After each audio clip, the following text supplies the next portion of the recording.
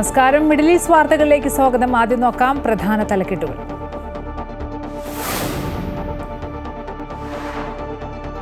സാമ്പത്തിക, വാണിജ്യ, നിക്ഷേപ, സാംസ്കാരിക മേഖലകളിൽ ഇന്ത്യയും UAEയും സഹകരണം ശക്തിപ്പെടുത്താൻ ധാരണ.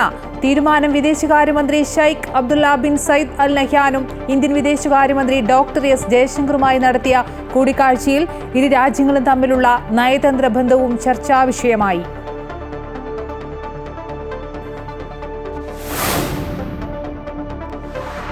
ഷാർജ എമിറേറ്റിൽ 2 ഇടങ്ങളിൽ കൂടി സ്മാർട്ട് പാർക്കിംഗ് ഗേറ്റുകൾ.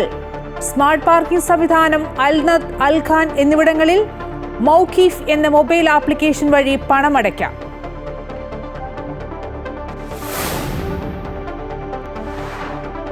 കുവൈറ്റിൽ റോഡ് അപകടങ്ങൾ കുറയ്ക്കുന്നതിനും സുരക്ഷിത ഗതാഗതം സൃഷ്ടിക്കുന്നതിനും പുതിയ പദ്ധതിയുമായി ആഭ്യന്തര മന്ത്രാലയം. നിയമം പ്രാബല്യത്തിൽ വരിക ഈ വർഷം ഏപ്രിൽ 22 മുതൽ. ബോധവൽക്കരണം നടത്തുക. ഹിന്ദി ഉൾപ്പെടെയുള്ള 6 വിദേശ ഭാഷകളിൽ. കുവൈറ്റിൽ ട്രാഫിക് പിഴയുമായി ബന്ധപ്പെട്ട് പ്രചരിക്കുന്ന സന്ദേശങ്ങൾ തെറ്റെന്ന് ഗതാഗത മന്ത്രാലയം.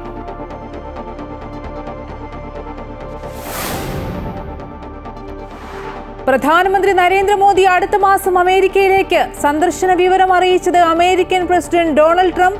നേരിട്ടുള്ള വിമാന സർവീസുകൾ പുനരാരംഭിക്കാൻ ഇന്ത്യ ചൈന സംയുക്ത തീരുമാനം. കൈലാസ് മാനസരോവർ യാത്ര പുനരാരംഭിക്കും. സൗദിയിലെ Jizan economic city Aramco refinery റോഡിലുണ്ടായ വാഹനാപകടത്തിൽ മലയാളിയടക്കം 15 പേർ മരിച്ചു. മരിച്ചവരിൽ 9 പേർ ഇന്ത്യക്കാർ. കൊല്ലം കേരളപുരം സ്വദേശി വിഷ്ണുപ്രസാദ് പിള്ളയാണ് മരണമടഞ്ഞ മലയാളി.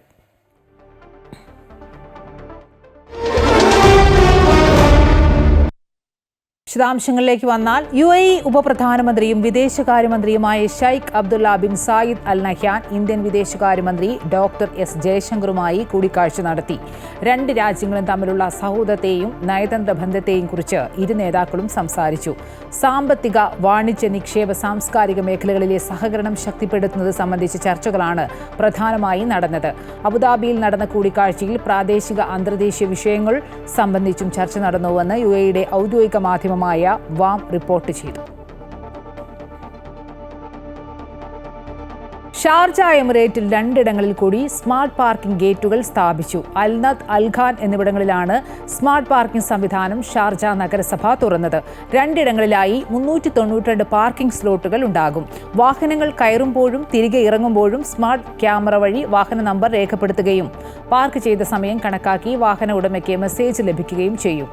മൗഖിഫ് എന്ന മൊബൈൽ ആപ്ലിക്കേഷൻ വഴി പണമടയ്ക്കാം. മണിക്കൂർ കണക്കാക്കിയുള്ള പാർക്കിങ്ങിന് പുറമെ ദീർഘകാലത്തേക്കുള്ള പാർക്കിംഗ് സൗകര്യവും ഉണ്ടാകും. വാലറ്റ് വഴിയും ക്രെഡിറ്റ് കാർഡ് വഴിയും പാർക്കിംഗ് ഫീസ് അടയ്ക്കാനും സാധിക്കും.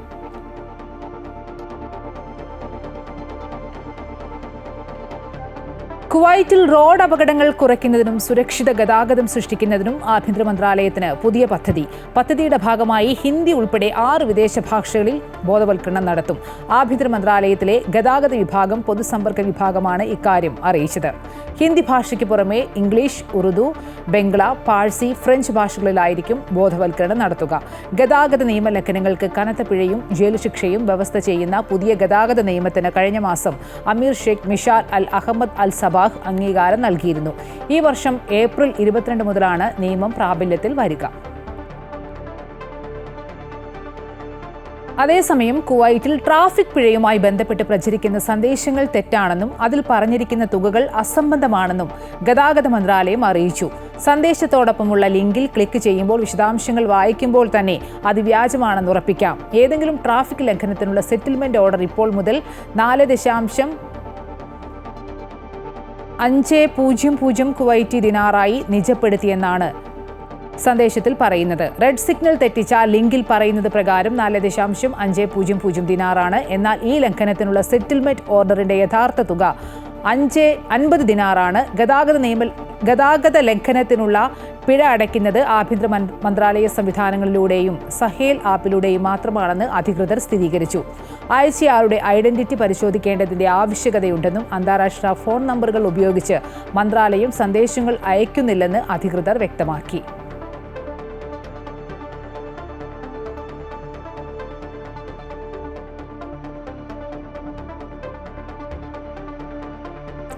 സൗദിയിലെ Jizan economic city Aramco refinery റോഡിലുണ്ടായ അപകടത്തിൽ മലയാളിയടക്കം 15 പേർ മരിച്ചു. മരിച്ചവരിൽ 9 പേർ ഇന്ത്യക്കാരും 3 പേർ നേപ്പാൾ സ്വദേശികളും 3 പേർ ഘാന സ്വദേശികളുമാണ്.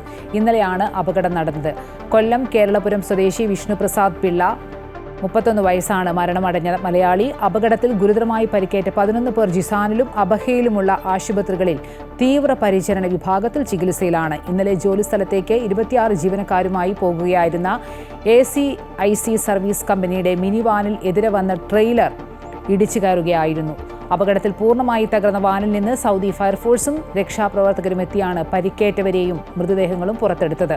അപകട സംഭവ സ്ഥലത്ത് വെച്ച് തന്നെ 15 പേരും മരണമടഞ്ഞിരുന്നു.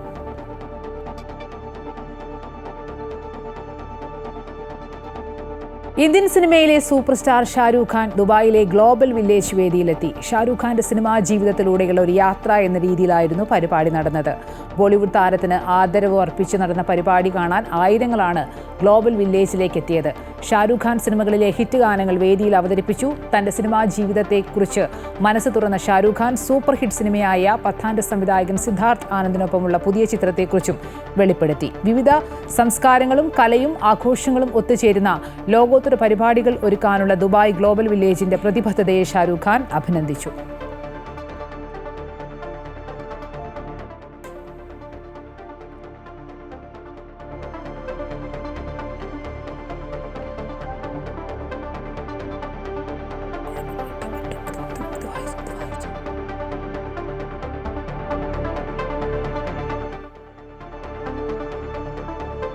പ്രധാനമന്ത്രി നരേന്ദ്രമോദി അടുത്ത മാസം അമേരിക്ക സന്ദർശിക്കും. അമേരിക്കൻ പ്രസിഡന്റ് ഡൊണാൾഡ് ട്രംപാണ് മോദിയുടെ സന്ദർശന വിവരം അറിയിച്ചത്. ഇന്ത്യയുമായി നല്ല ബന്ധമാണെന്നും അനധികൃത കുടിയേറ്റ വിഷയം ചർച്ചയായെന്നും ട്രംപ് വ്യക്തമാക്കി.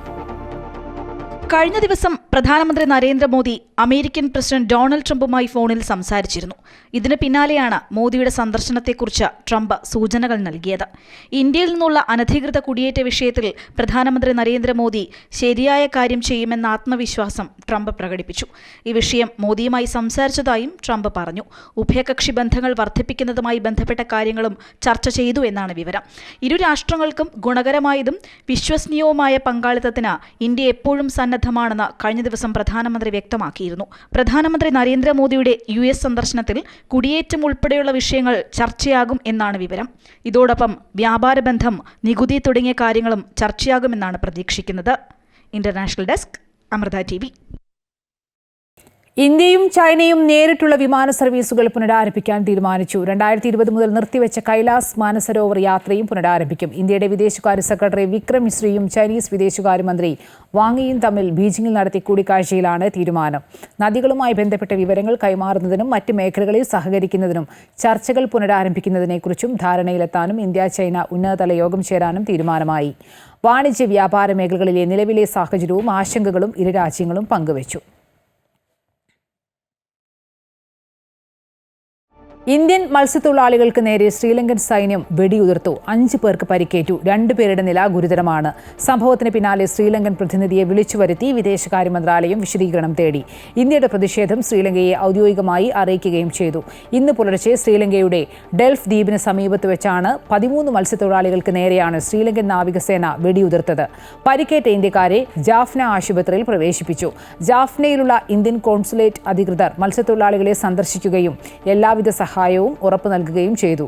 മത്സ്യത്തൊഴിലാളികൾ ആക്രമിക്കാൻ ശ്രമിച്ചപ്പോഴാണ് വെടിയുതിർത്തതെന്നാണ് ശ്രീലങ്കൻ നേവി പറയുന്നത്. കൊളംബോയിലെ ഇന്ത്യൻ ഹൈക്കമ്മീഷനും ശ്രീലങ്കൻ വിദേശകാര്യ മന്ത്രാലയത്തോട് സംഭവത്തിൽ പ്രതിഷേധം അറിയിച്ചിട്ടുണ്ട്. കുവൈറ്റിൽ 64ാമത് ദേശീയ ദിനാഘോഷ പരിപാടികൾ ഫെബ്രുവരി 2 മുതൽ ആരംഭിക്കും. ക്യാപിറ്റൽ ഗവർണറേറ്റ് ആസ്ഥാനമായ നൈഫ് പാലസ് സ്ക്വയറിൽ കാലത്ത് 10 മണിക്ക് ദേശീയ പതാക ഉയർത്തൽ ചടങ്ങോടെയാണ് പരിപാടികൾക്ക് തുടക്കമാകുക. പരിപാടിയിൽ പങ്കെടുക്കാൻ പൊതുജനങ്ങൾക്കും അവസരമുണ്ടായിരിക്കും. ഫെബ്രുവരി 25-നാണ് കുവൈറ്റിന്റെ ദേശീയ ദിനം ആഘോഷിക്കുന്നത്. ഫെബ്രുവരി 26-ന് 34ാമത് വിമോചന ദിനവും ആഘോഷിക്കും. ദേശീയ ദിനാഘോഷങ്ങൾക്ക് മുന്നോടിയായി രാജ്യത്ത് ആദ്യമായി ആരംഭിച്ച 70 ദിവസം നീണ്ടു നിൽക്കുന്ന യാഹ്ല ഷോപ്പിംഗ് ഫെസ്റ്റിവലും ഇത്തവണത്തെ ആഘോഷ പരിപാടികൾക്ക് മാറ്റുകൂട്ടും.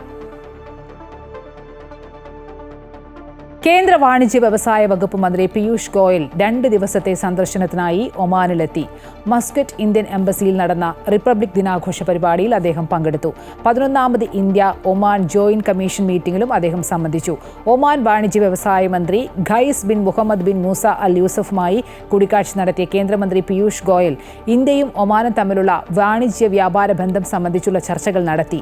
ഇന്ത്യ ഒമാൻ സമഗ്ര സാമ്പത്തിക പങ്കാളിത്ത കരാർ ഒപ്പുവെക്കുന്നതിനുള്ള നടപടികൾ വേഗത്തിലാക്കാൻ മന്ത്രിതല ചർച്ചയിൽ തീരുമാനിച്ചുവെന്ന് കേന്ദ്ര വാണിജ്യ വ്യവസായ മന്ത്രാലയത്തെ ഉദ്ധരിച്ച് ദേശീയ മാധ്യമങ്ങൾ റിപ്പോർട്ട് ചെയ്തു. മറ്റു വാർത്തകൾ നോക്കുകയാണെങ്കിൽ 2025 കേരള കയറ്റുമതി പ്രോത്സാഹന നയം മന്ത്രിസഭായോഗം അംഗീകരിച്ചു. ഹൈക്കോടതിയിലെ ഗവൺമെന്റ് പ്ലീഡർമാരുടെ ശമ്പളം മുൻകാല പ്രാബല്യത്തോടെ പരിഷ്കരിക്കാനും തീരുമാനമായി. ഇന്ന് ചേർന്ന മന്ത്രിസഭായോഗമാണ് കേരള കയറ്റുമതി പ്രോത്സാഹന നയം 2025 അംഗീകാരം നൽകിയത്.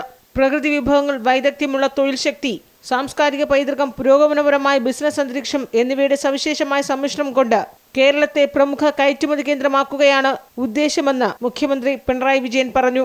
സംസ്ഥാനത്തെ കയറ്റുമതിക്കാർക്ക് അവസരങ്ങൾ മുതലെടുക്കാനും പുതിയ പങ്കാളിത്തങ്ങളിൽ ഏർപ്പെടുന്നതിനും ആഗോളതലത്തിൽ സാന്നിധ്യം രേഖപ്പെടുത്തുന്നതിനും അവസരമൊരുക്കും. ആത്യന്തികമായി സംസ്ഥാനത്തിന്റെ സാമ്പത്തിക വളർച്ചയ്ക്കും സമൃദ്ധിക്കും സംഭാവന നൽകുന്നത് ലക്ഷ്യമിട്ടാണ് നയരൂപീകരണമെന്ന് മന്ത്രിസഭായോഗം ചൂണ്ടിക്കാട്ടുന്നു.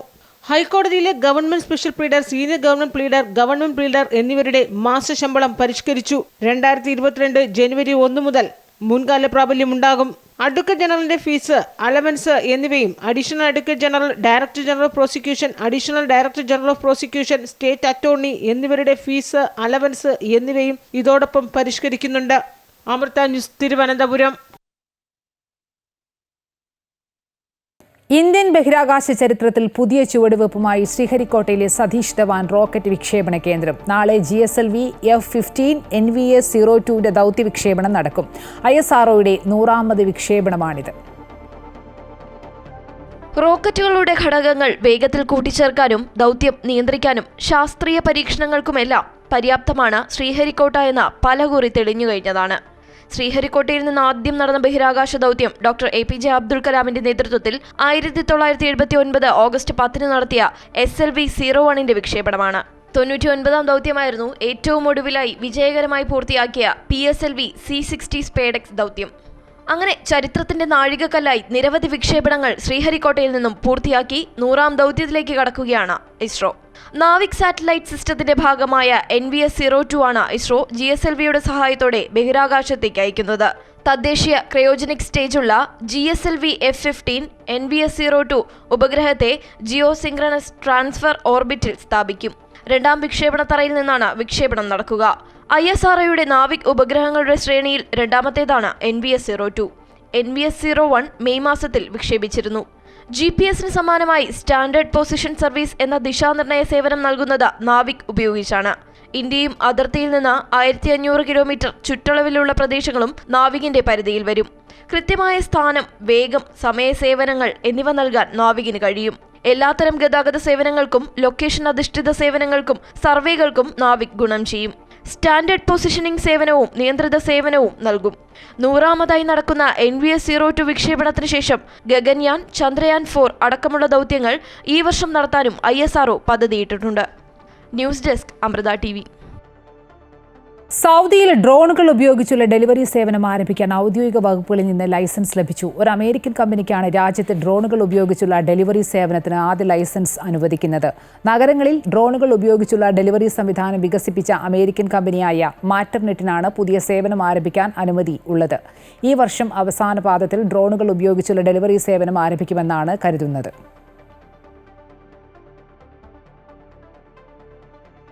മറ്റു വാർത്തകളിലേക്ക് വരികയാണെങ്കിൽ വന്യജീവി ആക്രമണത്തിൽ മനുഷ്യജീവൻ നഷ്ടമാകുന്നത് ദുഃഖകരമെന്നും പാർലമെന്റിൽ ഈ വിഷയം ഉന്നയിക്കുമെന്നും പ്രിയങ്ക ഗാന്ധി. വനാതിർത്തികളിൽ സുരക്ഷ ഉറപ്പാക്കും, മനുഷ്യജീവന് പ്രാധാന്യം നൽകണമെന്ന് കളക്ടറേറ്റിൽ ചേർന്ന ഉന്നതതല യോഗത്തിൽ പ്രിയങ്ക ഗാന്ധി പറഞ്ഞു. ഇക്കാര്യത്തിൽ കേന്ദ്ര സംസ്ഥാന സർക്കാരുകൾക്ക് തുല്യ ഉത്തരവാദിത്തമുണ്ടെന്നും അവർ അറിയിച്ചു.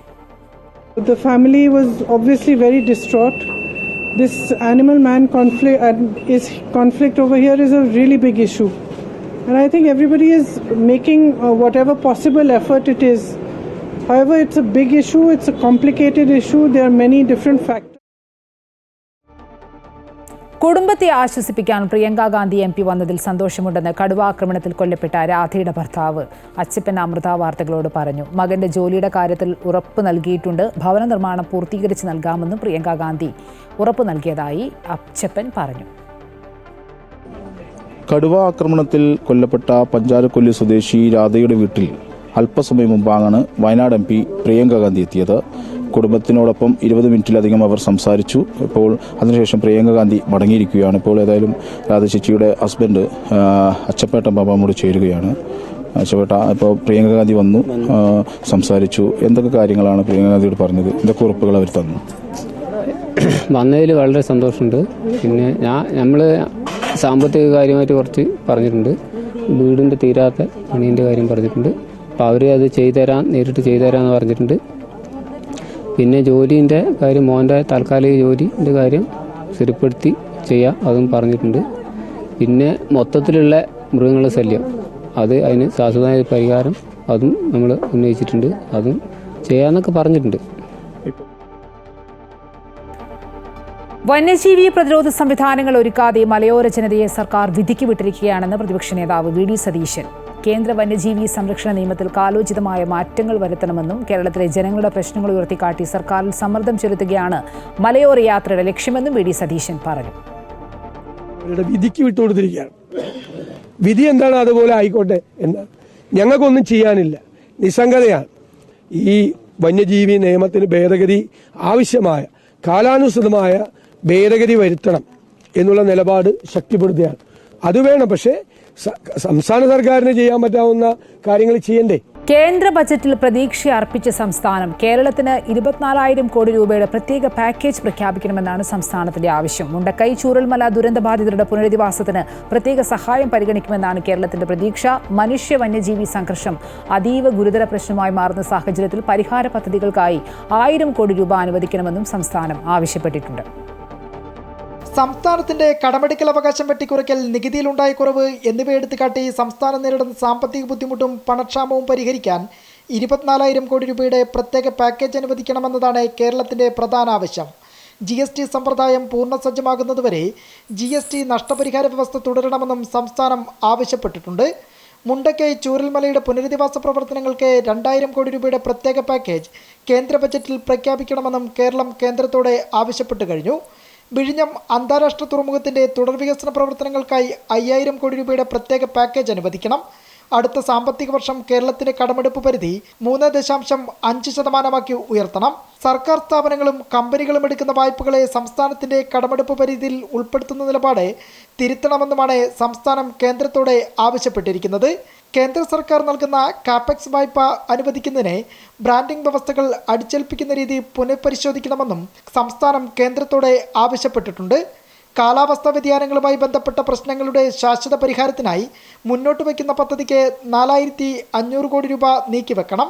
കേരളത്തിന്റെ തീരദേശ ശോഷണ പ്രശ്നങ്ങൾക്ക് പരിഹാരം കാണാൻ 11,650 കോടി രൂപയുടെ സമഗ്ര പദ്ധതിയും ആവശ്യമാണ്. മനുഷ്യമൃഗ സംഘർഷം അതീവ ഗുരുതര പ്രശ്നമായി മാറുന്ന സാഹചര്യത്തിൽ പരിഹാര പദ്ധതികൾക്കായി 1000 കോടി രൂപ അനുവദിക്കണം. റബ്ബറിന് താങ്ങുവില ഉറപ്പാക്കാൻ 1000 കോടി രൂപയുടെ വിലസ്ഥിരതാ ഫണ്ട് പ്രഖ്യാപിക്കണമെന്നും നെല്ല് സംഭരണവുമായി ബന്ധപ്പെട്ട കേന്ദ്രാവിഷ്കൃത പദ്ധതിയിലെ കേന്ദ്രവിഹിതം 60% നിന്ന് 75% ഉയർത്തണമെന്നും തുടങ്ങിയ കാര്യങ്ങളാണ് അക്കമിട്ട് സംസ്ഥാനം കേന്ദ്രത്തോട് ആവശ്യപ്പെട്ടിരിക്കുന്നത്. ഒപ്പം ഊർജ്ജ മേഖലയിലെ പരിഷ്കരണങ്ങൾക്കായി അനുവദിച്ച 0.5% അധിക വായ്പാനുമതി അടുത്ത സാമ്പത്തിക വർഷവും തുടരണമെന്നാണ് സംസ്ഥാനം ആവശ്യപ്പെട്ടിരിക്കുന്നത്. അമൃത ന്യൂസ്, തിരുവനന്തപുരം.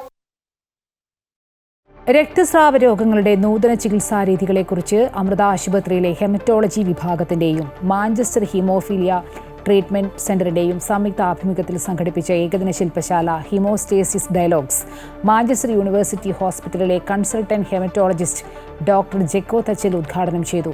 അമൃത ആശുപത്രി additional medical superintendent doctor Beena KV അധ്യക്ഷത വഹിച്ചു. Haemophilia federation India, haemophilia society Kochi chapter, national health mission എന്നിവയുടെ സഹകരണത്തോടെയാണ് ശില്പശാല സംഘടിപ്പിച്ചത്. അമൃത ആശുപത്രിയിലെ ഹീമോഫീലിയ ചികിത്സാ കേന്ദ്ര മേധാവി doctor Neeraj Siddharthan, stroke medicine വിഭാഗം മേധാവി doctor Vivek Nambiar, doctor Ramaji, doctor Meera, doctor Monisha Harimadhavan, doctor Reema Maria Ibrahim എന്നിവർ നേതൃത്വം നൽകി. മെഡിക്കൽ വിദ്യാർത്ഥികൾക്കായി ക്വിസ്, പോസ്റ്റർ അവതരണ മത്സരങ്ങളും സംഘടിപ്പിച്ചു.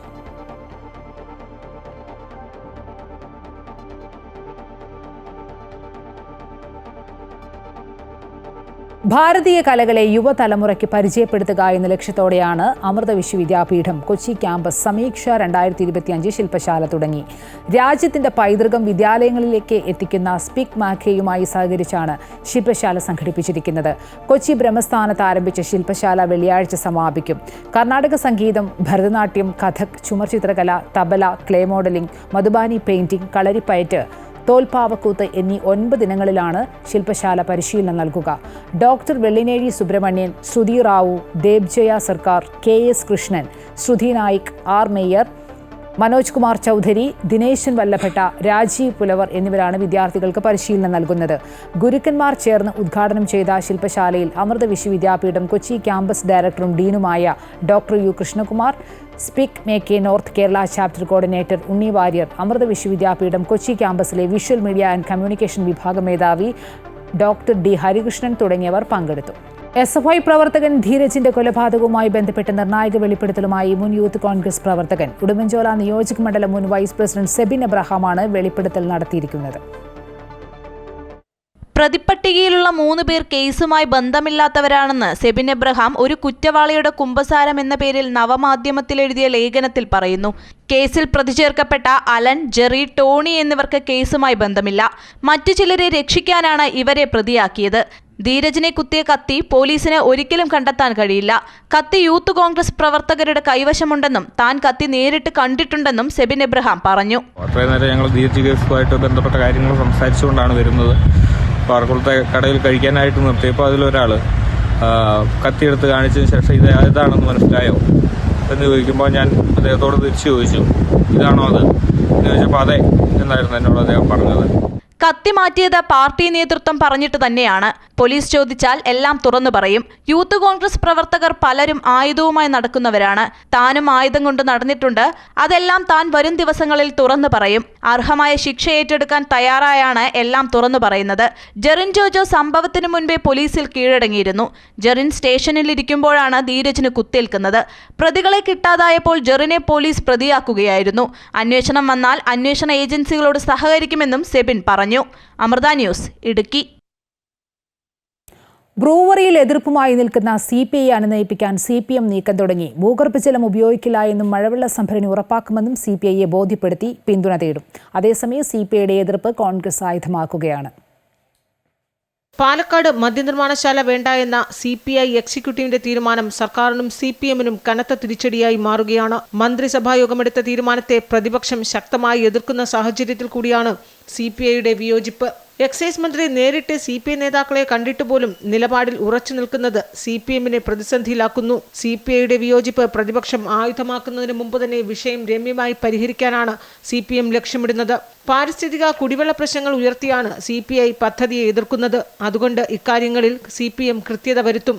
മഴവെള്ള സംഭരണി സ്ഥാപിക്കുകയും വാട്ടർ അതോറിറ്റി വെള്ളം നൽകുമെന്ന കരാർ നടപ്പാക്കുകയും ഇതിലൂടെ ഭൂഗർഭജലം ഉപയോഗിക്കില്ല എന്നത് ഉറപ്പുവരുത്തുകയും ചെയ്യും. ഇക്കാര്യങ്ങൾ CPIയെ നേരിട്ട് ബോധ്യപ്പെടുത്തും. ഇടതുമുന്നണിയിൽ വിഷയം ഉന്നയിക്കുന്നതിന് മുമ്പ് തന്നെ CPIയെ അനുനയിപ്പിച്ച് കൂടെ നിർത്താനാണ് CPMന്റെ നീക്കം.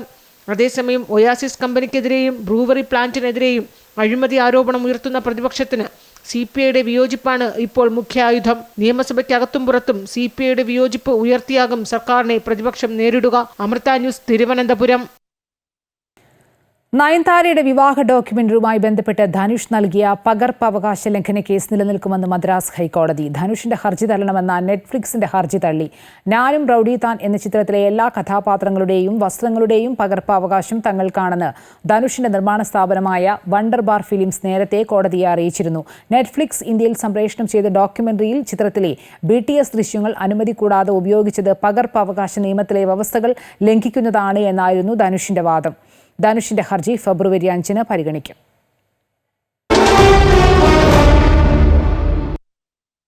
അണ്ടർ-19 വനിതാ 2020 ലോകകപ്പ് ചരിത്രത്തിലെ ആദ്യ സെഞ്ചുറിയുമായി ചരിത്രം കുറിച്ച ഇന്ത്യയുടെ ഗോങ്കാദി തൃഷ. സ്കോട്ട്ലൻഡിനെതിരായ മത്സരത്തിൽ തൃഷ 59 പന്തുകളിൽ നിന്ന് 13 4-ഉം 4 6-ഉം അടക്കം 110 റൺസ് എടുത്താണ് ചരിത്രം കുറിച്ചത്. തൃഷ പിന്നീട് 2 ഓവറിൽ 6 റൺസ് മാത്രം വഴങ്ങി 3 വിക്കറ്റ് നേടി ഓൾറൗണ്ട് പ്രകടനം കാഴ്ചവെച്ചു. മത്സരത്തിൽ ഇന്ത്യ സ്കോട്ട്ലൻഡിനെ 150 റൺസിന് തോൽപ്പിച്ചു. ടോസ് നഷ്ടപ്പെട്ട് ബാറ്റിംഗിനിറങ്ങിയ ഇന്ത്യ നിശ്ചിത 20 ഓവറിൽ 1 വിക്കറ്റ് നഷ്ടത്തിൽ 208 റൺസ് നേടി. സ്കോട്ട്ലൻഡ് 14 14 ഓവറിൽ 58 റൺസിന് പുറത്തായി. സൂപ്പർ 6ലെ ആദ്യ മത്സരത്തിൽ ബംഗ്ലാദേശിനെ 8 വിക്കറ്റിന് തോൽപ്പിച്ചതോടെ ഇന്ത്യ സെമി ഉറപ്പിച്ചിരുന്നു. സെമി ഫൈനൽ വെള്ളിയാഴ്ചയും ഫൈനൽ ഞായറാഴ്ചയും നടക്കും.